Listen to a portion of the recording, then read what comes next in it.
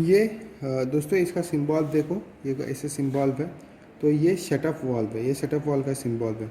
Shut off valve यानी कि on off valve. In case of emergency ये circuit के नज़दीक दिया रहता है। समझो अगर आपका पावर पैक यूनिट दूर है और आपको सर्किट बंद करना है, तो आप पावर पैक यूनिट के पास जाने तक एक्सीडेंट का कॉस्ट जो है वो बड़ा हो जाएगा। तो ये जस्ट आपके सर्किट, ऑपरेटिंग सर्किट के नज़दीक रहता है।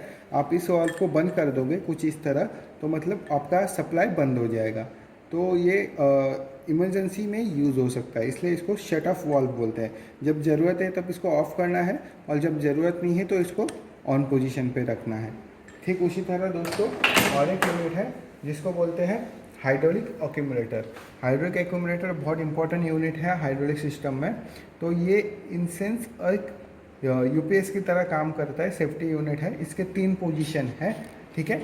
ये एक आपका एक्यूमुलेटर है, उसके बाद ये 3x3 वे वॉल्व है, एक प्रेशर गेज है, और ये फ्लो इंडिकेट करने के लिए ये दिया है कितना फ्लो होगा, और इसका ये इनपुट पोर्ट है। तो यहाँ से सप्लाई आता है, और जब आपका सर्किट में सर्किट जब ऑपरेट करता है तब ये एक्यूमुलेटर चार्ज हो जाता है इन केस ये ऑयल को स्टोर के प्रेशर फॉर्म में स्टोर करके रखता है। और इनके सडन पावर फेलियर होता है या फिर इलेक्ट्रिक सप्लाई चला जाता है और आपका सर्किट बीच में ही रुक जाता है और आपकी सर्किट की एक्शन पूरी करनी है, तो आप इस हाइड्रोलिक एक्यूमुलेटर में जो ऑयल चार्ज्ड है उसका इस्तेमाल करके आप आपके सर्किट को कंप्लीट कर सकते हो, और एट द रेस्ट पोजीशन में आप आपके सर्किट को ला सकते हो। तो ये जैसे एक यूपीएस की तरह ये काम करता है, सेफ्टी यूनिट है।